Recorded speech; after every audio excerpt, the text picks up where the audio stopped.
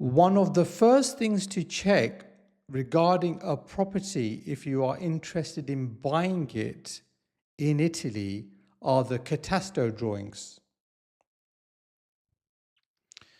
These drawings are essentially the floor plans and any borders around any land that might be associated with the property, and these drawings are held within the local municipality office for access by the public. If there is an agent involved in the potential transaction of a property that you may be thinking of buying, then you should ask the agent to supply you with the Catasto drawings. Once you have got those drawings in your hand, then you can perform checks on those drawings, and I will go into exactly what checks you need to do in order to mitigate against any risks regarding the property that you are thinking of buying. Yeah? So this is for your own financial security, that you're making the right decision. This is sometimes known as due diligence. If you are used to looking and comfortable looking at floor plans, drawings, then you don't necessarily need to employ a architect or what they call a geometra to ratify the drawings against what is the actual situation on the ground. When I say the actual situation on the ground, what I mean is, for example, the number of windows, the number of doors, internal landings, and if they match exactly what are on the drawings. Let's say, for example, somebody owned a property that was a 2-bedroom property, and they had let's say a second child, they needed to create another bedroom.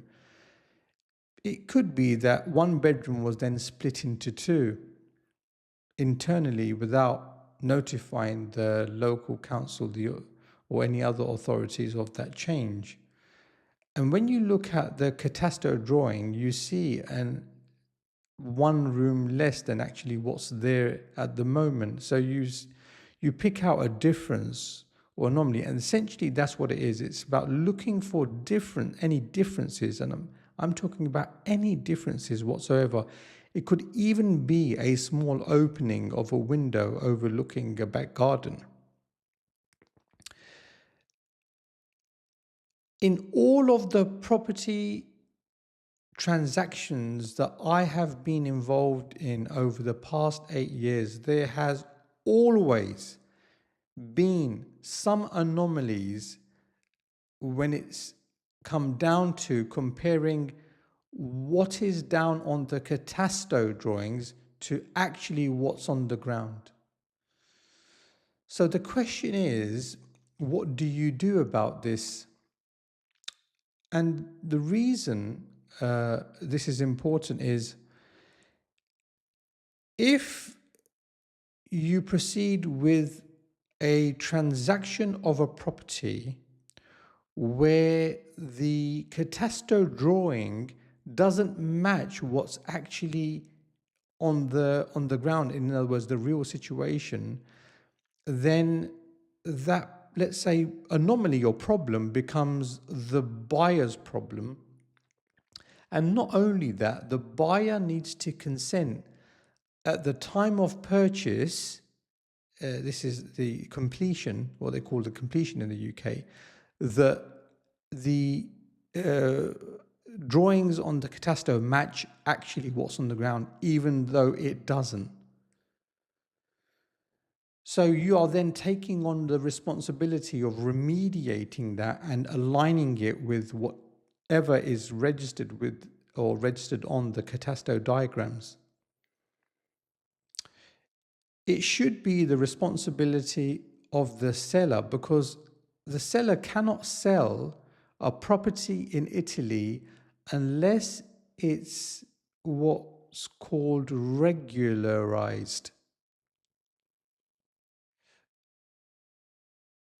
Often, as I mentioned, properties have irregularities, and it's understandable, because if somebody's owned a property for 20, 30, 40, maybe 50 years, then it's not really uncommon at all that during that period, some alterations to the property may have taken place.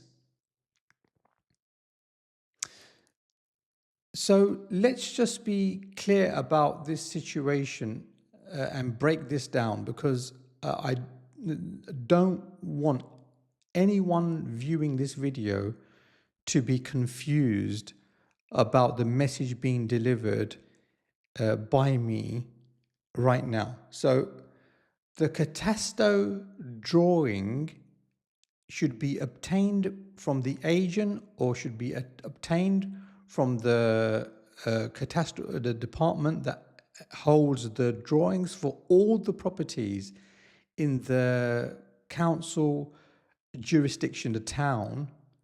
And once you have those drawings, then you need to compare them with what's actually on the ground, what's actually in the situation at the time, and to see if there's any differences whatsoever.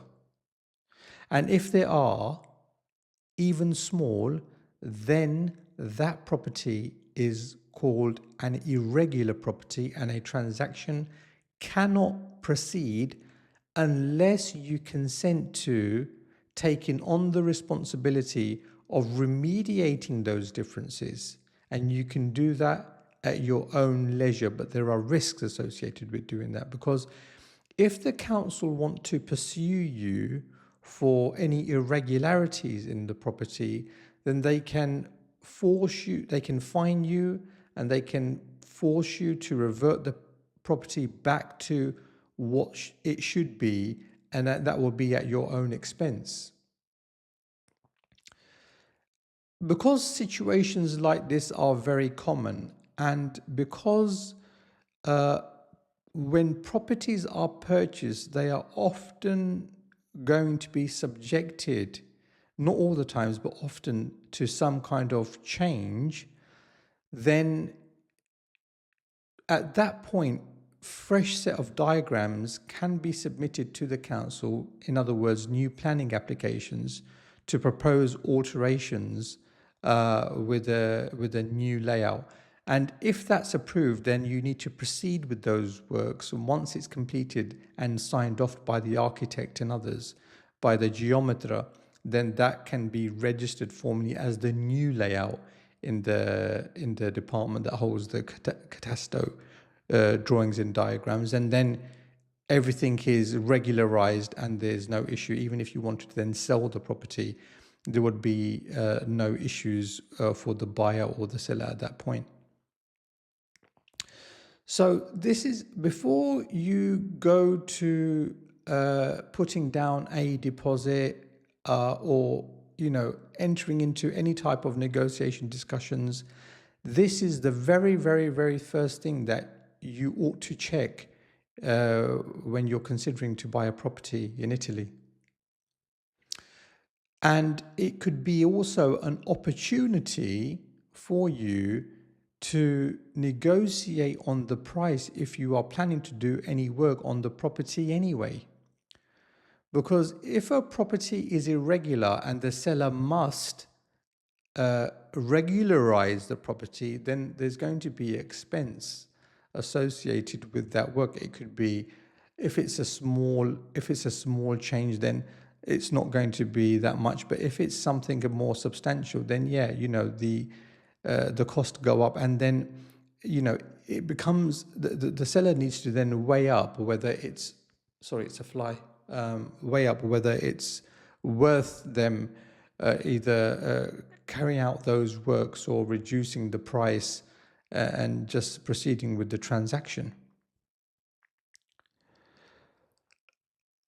I think this topic needs to be handled in quite separately compared with other aspects of buying a property in Italy. And so I will conclude this video at this point by saying to you that I hope to see you again soon, and may peace be upon you all. Meanwhile, take care and bye for now.